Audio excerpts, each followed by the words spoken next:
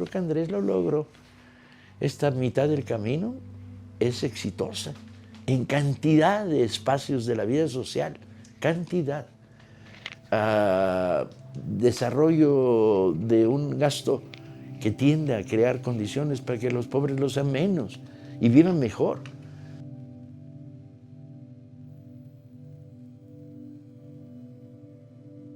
Se privilegió el gasto social por encima de todas las cosas. El primero, los pobres, no es broma, es en serio.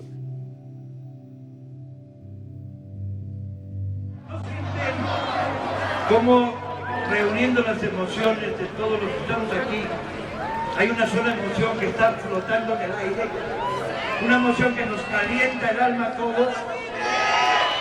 Son los fantasmas, compañeros. Son los fantasmas de la generación del 78. Son los fantasmas de los que combatieron por abrir las puertas para un México diferente y nuevo. Y están aquí, hoy están aquí con nosotros. Los que veníamos de la lucha social, del movimiento sindical, de las luchas de los maestros, de los movimientos estudiantiles, del trabajo de organización en los barrios y del debate político, ideológico, llegamos a Morena porque no nos quedaba de otra. Había una amplia gama de luchadores sociales, activistas, pueblo organizado, que pensábamos en que la combinación de lucha social, lucha electoral era un camino válido para salir de la dictadura priista. Y era un camino cuestionable, porque lo que nos habíamos encontrado enfrente era el fraude electoral. El fraude electoral había negado victorias obvias de la coalición de izquierda a través de los mecanismos más pútridos, sucios y asquerosos del dominio priista de este país.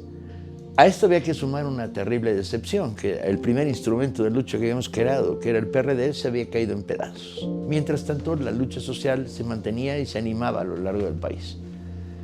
Maestros, mineros, movimientos urbanos, movimientos estudiantiles. Y entonces vino el notable camino para construir Morena como aparato político electoral. El primer congreso establecía claramente la idea de un partido en movimiento. Y estaba claro en esos momentos el liderazgo de Andrés, que había sido el último candidato de la izquierda a la presidencia. El primer congreso era una especie de salto en el vacío. Había que entender cómo se había podrido el PRD. Y había que precisar los elementos que carga una estructura partidaria que trabaja en el trabajo electoral. Había que pensar de arranque, ojo, porque caemos en la lucha social electoral, pero la lucha electoral desarma al partido social y lo vuelve un partido que se preocupa solo por organizarse en torno al fenómeno del voto. Y sin embargo, el fenómeno del voto era un fenómeno acuciante. ¿Cómo demonios vamos a ganar unas elecciones si no logramos romper los mecanismos del fraude? Y fue desbordante, no pudieron parar la estructuración de Morena. Desde el gobierno el proyecto neoliberal avanzaba. Entonces, represiones históricas, ahí tienes Ayotzinapa de repente, y bueno, Aguas Blancas y todas. Cierre de normales, pero sobre todo es el momento en que el Estado desata las reformas neoliberales para tirar lo poco que quedaba de economía social. Y entonces nos imponen la eléctrica, la petrolera, la de la educación, con resistencia, ¿sí? Ahí estuvimos en el Senado apedreando la barda, y resistiendo con los primeros triunfos electorales que se iban produciendo.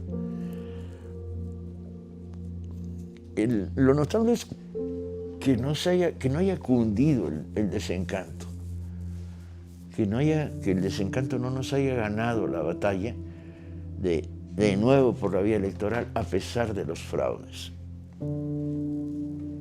De tal manera que fue una época de resistencia, sin duda, muy potente, y de consolidación, por lo menos ideológicamente, de la idea de partido-movimiento, que al fin y al cabo solo quería decir una cosa, que era vamos por la ruta electoral, pero no renunciamos a la lucha social. Y se genera la última oleada. Yo creo que esta última oleada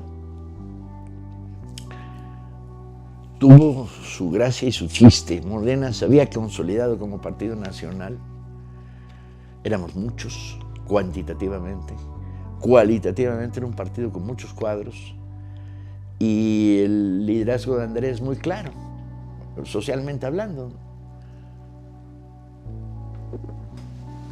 Y cuando empieza a prepararse la última guerra electoral, porque eran guerras, se había creado un frente de gran amplitud. Habían llegado a Morena a todo tipo de fuerzas, menos sólidas socialmente, más de recién venidos ante la posibilidad del triunfo. Y sin embargo quedaba la duda. ¿Nos van a volver a transar las elecciones? ¿Y qué camino queda si esto vuelve a suceder? Y se produjo el fenómeno.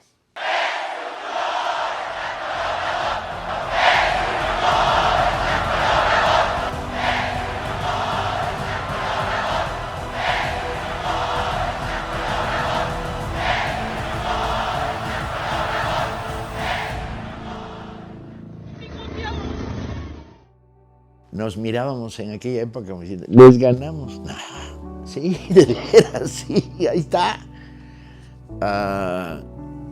Y entonces vino el problema de construir gobierno. Pero no éramos muchos y habían llegado bastantes sapos. Era inevitable en un proceso de alianza. Por otro lado, en este lapso, Morena seguía desdibujándose. Había perdido la sensación de que era voz del pueblo y por lo tanto no recogía la demanda popular para transmitírsela al gobierno. De tal manera que Andrés llegaba al poder con una legítima victoria no discutible, con un aparato del Estado horroroso y con el déficit de un partido que se desdibujaba al perder su intensidad en la lucha social. Y el partido ha entrado en una especie de sueño peligrosísimo en los últimos años. ¿Quiénes son los culpables? Vamos al diablo. No es la pregunta real, es ¿dónde está la llave? Y la llave es muy sencilla. La llave es la reconstrucción de la lógica movimentista, volver a mirar a la sociedad en términos de recoger sus demandas y apoyar sus movimientos, ¿sí? A vincularnos estrechamente a la progresión de la 4T y sus hazañas, ¿no? Y por otro lado, democratizar de nuevo el partido. Estamos a mitad del camino de un gobierno que puede producir cambios de tal profundidad que no sean reversibles. O sea, que la sociedad mexicana, gobierne la quien la gobierne, no pueda retroceder a la represión, la dictadura, el negocio turbio, el neoliberalismo rampante. El reto es, en ese sentido, divertido y otra vez es una de las miles de crisis que hemos vivido a lo largo de nuestra historia, los militantes de izquierda en este país. Los principales retos de Morena en esta etapa están claros. Tiene que volver a vincularse a las demandas de la sociedad y actuar como mediador entre el aparato del Estado y la sociedad, diciendo, ojo, aparato del Estado, aquí no vas bien, estás confrontando cuando debías conciliar. Y eso lo puede hacer un partido. Y el segundo tiene que democratizarse. Y ya, si me van a dar regalos de Navidad, pues debería cultivarse. Hay 62 puntos de venta ya en el centro histórico. El siguiente paso en enero es toda la ciudad, que nos va a tomar un tiempo y vamos a tener que revisar la reimpresión porque parece que va muy bien. Era una historia para probar que a ellos les funcionara, que distribuyeran material de calidad y a precio muy bajo y que nosotros pudiéramos surtirlo. ¿Es un motor la cultura? Siempre lo ha sido. En la lógica de la izquierda, sacar el libro que va a caer en manos de un militante que lo va a transformar, producir la obra de teatro que vista por un adolescente le va a cambiar la vida, colaborar a generar la película que distribuida a nivel nacional en comunidades campesinas es como un rayo de luz, es verdaderamente uno de los grandes aportes. Es la izquierda la que promueve ferozmente la lectura, la difusión, el libro que te quita las tinieblas de la cabeza. Una y otra vez, a lo largo de la historia de México, la cultura fue un dinamo. 1, 2, 3, 4, 5 Carlos Fuentes, Agua Quemada, La Región Más Transparente, Aura, La Muerte, Artemio Cruz y Cantar de Griegos, 150 varos. Y él desde hace rato ya había apartado.